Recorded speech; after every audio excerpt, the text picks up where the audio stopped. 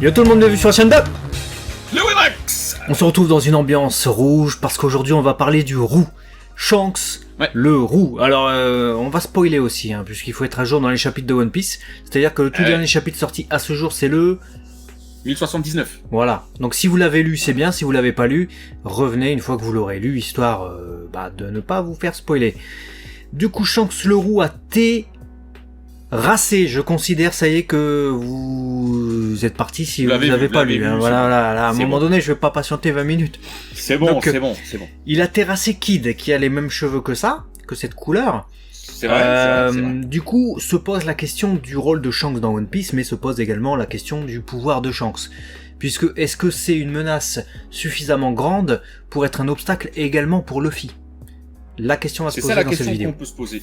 Ouais, la grosse question qu'on peut se poser, c'est du coup le niveau réel, le potentiel réel de Shanks. Mais avant toute chose, moi je veux mesurer votre potentiel à vous abonner. Je veux savoir si vous êtes dans un potentiel très élevé de cliquage d'abonnement comme ça. Vous faites exploser le compteur rouge qui est du coup la même couleur que les cheveux de notre cher Shanks. Moi je dirais voilà, on compte sur vous. Moi je dirais ouais aussi. Donc on compte sur vous les amis. Très sérieusement. C'est quoi son niveau vraiment, Shanks? Parce qu'on se pose tous des questions, il y a des théories de partout. Le partenaire de la chaîne Ma Borne d'Arcade vous souhaite une bonne vidéo. C'est le spécialiste des bornes d'arcade, Pincap, Flipper et Babyfoot. Il s'occupe de tout de A à Z sur Dunkerque, garantie 100% français. Allez, on retourne à la vidéo. Là, on sait que, tu l'as dit, Kid s'est fait terrasser, mais Kid c'est un détenteur du Haki des Rois initialement. On a fait une vidéo d'ailleurs, allez la voir, où on explique un petit peu le pourquoi du comment Kid devrait selon nous revenir. Et là, Shanks est arrivé, on l'a vu là 2 fois en très peu de temps. Fin Wano, il a dressé un petit Haki des Rois à 300 km et il y a un arbuste qui s'est fait dresser, hashtag Ryokugyu, je sais jamais l'ordre de son nom de merde. Ouais, bref. C'est Ryokugyu. Voilà. Et là, maintenant, il a dressé en un one-shot, comme Sally. Ça y est, fini. Comme Sally. Technique de Roger. Donc le gars maîtrise une technique de Roger et on voit bien qu'il a pas de fruit du démon. C'est le Haki qui fera tout. Alors déjà, un truc qu'on peut dire d'entrée de jeu, c'est que comme l'avait dit Kaido durant le combat contre Luffy à Wano Kuni, dans le combat final, Luffy était carrément en Gear 5th, il a dit le Haki des rois, et le Haki, la puissance du Haki, c'est ce qui détermine tout. Et ça rééquilibre un peu les trucs avec les fruits du démon. Et c'est bien.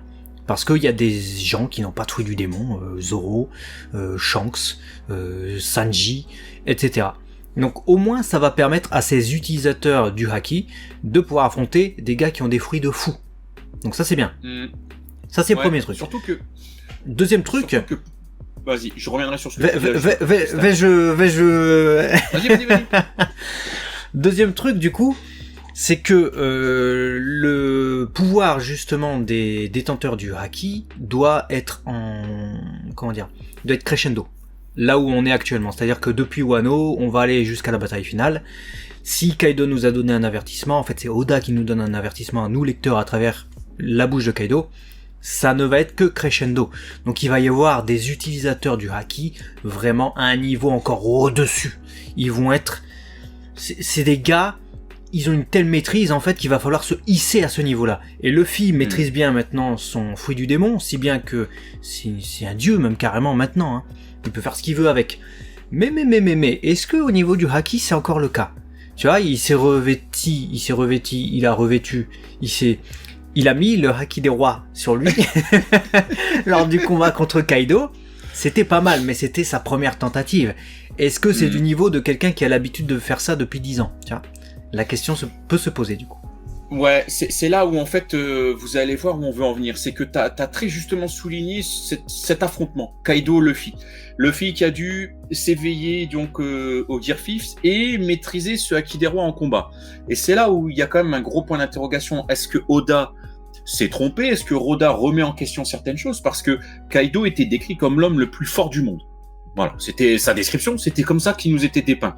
Donc moi j'écoute ça, je lis ça, tu te dis, du coup logiquement c'est le plus fort des Yonko. Enfin, c'est le plus fort du monde. La nuance, c'est Kaido, c'est la créature la plus forte du monde.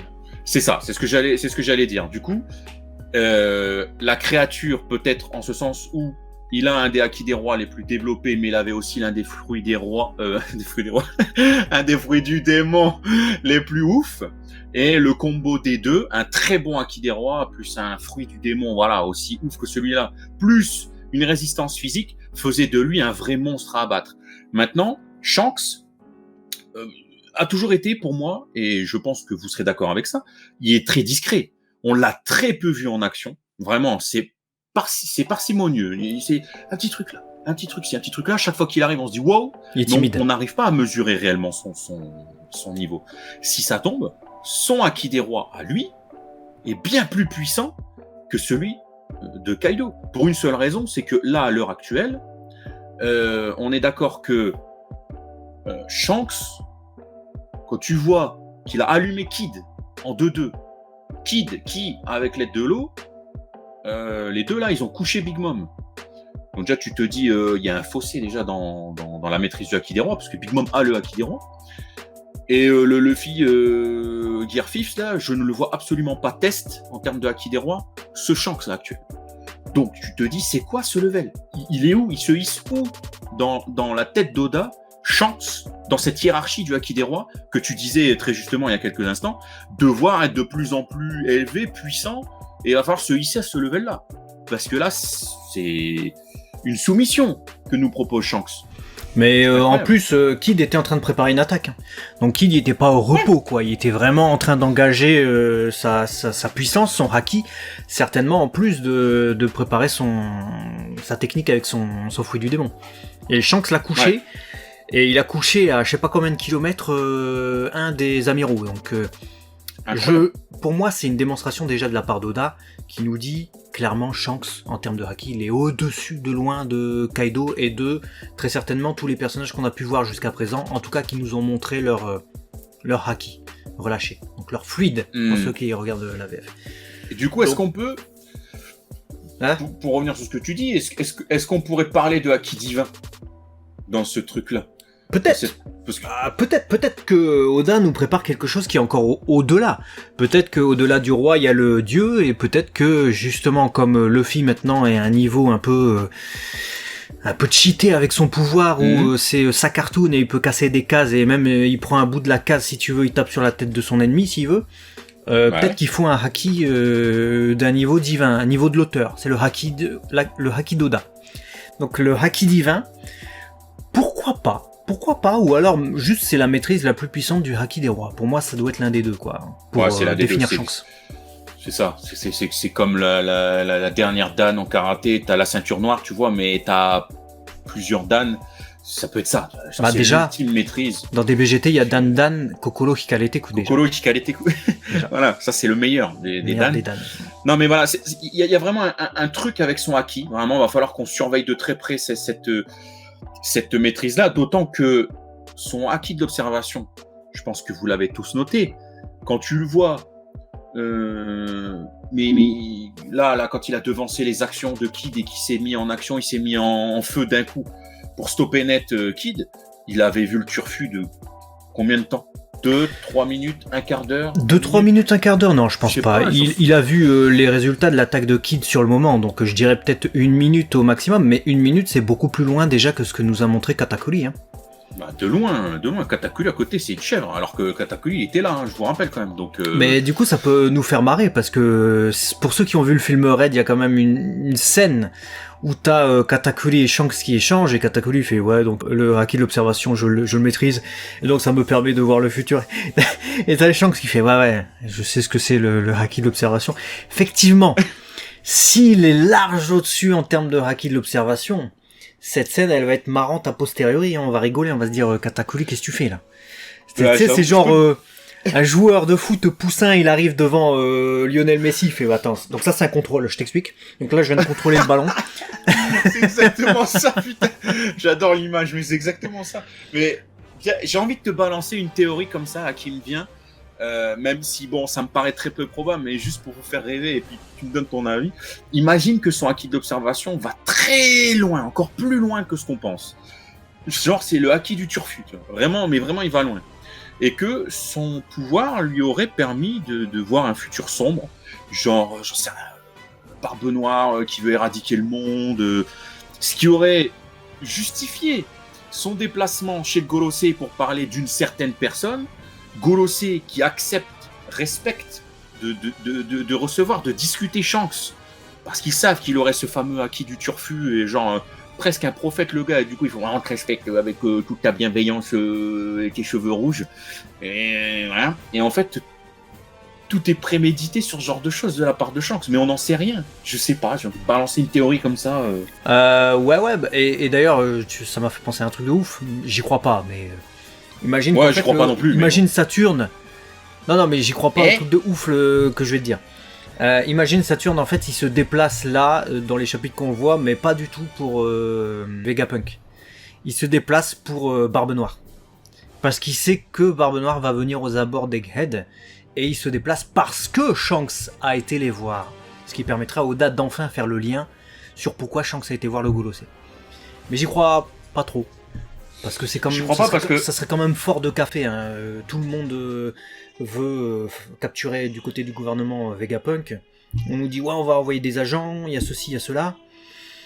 Donc j'y crois pas trop, mais écoute. Le seul indice qui pourrait contrecarrer ça, c'est qu'à un moment donné, Shanks il dit Barbe Noire, il fait quoi là, il a quitté la ruche. C'est la seule chose qu'on sait. Donc il est pas non plus, on a l'impression, 100% au fait des agissements de Barbe Noire. On a l'impression que depuis le début, c'est un peu son joker, c'est un peu son point noir. C'est-à-dire que même à l'époque, quand il en parlait, il disait ouais, Barbe Noire, bon, je m'en méfie quand même. Tu vois, il était pas en mode je m'en fous, c'est une barbiche négra qui fait n'importe quoi, etc. Il avait l'air quand même de s'en méfier. Et il a quand même subi sa griffe là de loup de son vivant adulte. Donc avec ce level-là qu'il a à me démontrer contre Kid. On suppose adulte. Non, il doit pas être éclaté. Adulte, on sait pas, mais on suppose du fait que tous les flashbacks qu'on a vus durant son enfance, il avait pas sa cicatrice, mais on sait pas vraiment quand ça s'est passé. Par contre, je viens de penser à un truc, tu dis il est pas au fait de tous les agissements à 100% de Barbe Noire là présentement, mais peut-être que son pouvoir justement a des limites. Et si son pouvoir a des limites et lui vient un peu comme les prémonitions, c'est même pas des prémonitions, le don de préconnaissance de Bardock dans le TV Special DBZ, c'est des flashs en fait. Donc peut-être qu'il a vu Barbe Noire aux alentours d'Egghead faire des dingueries, il a été prévenir le Golosei ils ont fait ouais t'inquiète on va mettre à disposition un de nos ouf. Et ils envoient Saturne. Voilà, c'est toujours pour aller dans ma théorie que je crois pas, mais imaginons. Ouais. Donc la Shanks, en fait, a effectivement pris les devants pour que ça se passe, mais à côté, il continue quand même de mener sa vie, il s'en fout, parce que le gouvernement, il doit avoir pris des dispositions. Lui, là, il a juste l'information que Barbe Noire a décollé de la ruche, mais il voit pas outre mesure, tu vois, s'il ferme les yeux, il voit pas ce que fait Barbe Noire. Imaginons que son pouvoir fonctionne comme ça. Faut espérer que son pouvoir ait une limite aussi, parce que sinon on peut, s'il n'a pas une limite de temps ou une limite de comment dirais-je, d'extension du savoir, de cette omniscience qui peut se dégager de ce pouvoir-là, même si c'est par bribes ou par flash du futur, faut qu'il y ait une limite, une X heures, jours, mois ou voilà, parce que sinon autant dire qu'Oda il peut nous sortir, vous savez Day One. Quand Shanks il s'est passé ce qui s'est passé, il a fait exprès de foutre le fruit en fait du Gomu devant Luffy parce qu'il savait que Skassos il allait le bouffer et il lui a prétracé le destin qu'il avait entrevu en fait. Tu vois? Et si tu te dis ça, tu dis d'accord. Ouais, on peut aller loin. Et du coup, il savait que c'était l'enfant de la destinée. Du coup, il savait que c'était à lui qu'il devait remettre le chapeau de Roger. Du coup, il savait ce que Luffy allait accomplir. Du coup, c'est pour ça que lui, Shanks, n'a pas été chercher le One Piece durant tout ce temps parce qu'il avait non seulement les infos de Roger et il fallait il fallait attendre 20 ans, on était arrivé trop tôt, tout ça. Mais en plus de ça, il savait que 20 ans après, c'était pas lui qui devait y aller, c'était Luffy, parce qu'il avait tout vu. Là, effectivement, on serait sur le truc de l'élu.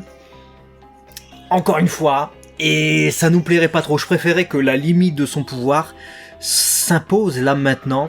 Genre, il a une minute. Il peut voir une minute dans le futur, mais seulement sur un instant.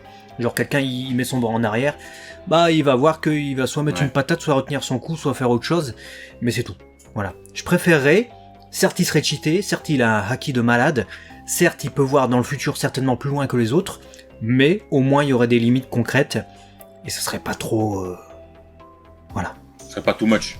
Pas too much, sinon on pourrait avoir des soucis scénaristiques. Donc en tout cas, voilà, grosse curiosité de notre part sur le cas de Shanks dans le scénario d'Oda. Personnage qui était énigmatique et qui l'est toujours, malgré ces agissements-là, ça nous fait nous poser encore plus de questions. Donc on verra ce qui va se passer avec ce perso, mais je pense il a représenté les héros. Ça, il a respecté. Enfin, il les a pas respectés tout en les respectant. Voilà. Il a pas respecté Kid, mais en tout cas, il a fait honneur. Et je pense que c'est pour le moment le personnage le plus puissant qu'on ait vu en action dans One Piece. Il y en aura peut-être d'autres, mais j'ai hâte de voir ce que ça va donner. Est-ce que c'est pour arrêter Luffy ? Enfin, pour l'arrêter, non, parce que sinon tu lui donnes pas ton chapeau. Mais est-ce que c'est pour être un obstacle sur sa route pour que Luffy le surpasse ? Ou est-ce que c'est juste comme ça, hein, pour faire une démonstration, pour montrer qu'il y a encore des grandes puissances dans ce monde ? Je ne sais pas. On verra. Bah écoutez, dites-nous tout ça dans les commentaires, lâchez-vous, on s'en fout, c'est une vidéo 100% spoiler. Abonnez-vous, comme on l'a dit tout à l'heure, parce que il va y avoir certainement des vidéos qui vont arriver de Une Pièce, si vous êtes fan de Une Pièce, et pas que. Voilà, donc rejoignez la Léo et Max Family, et puis nous on se dit à très vite du coup. Ah ouais ? À très vite, à la prochaine pour un live One Piece avec le prochain chapitre qui arrive. Matane. Allez, ciao.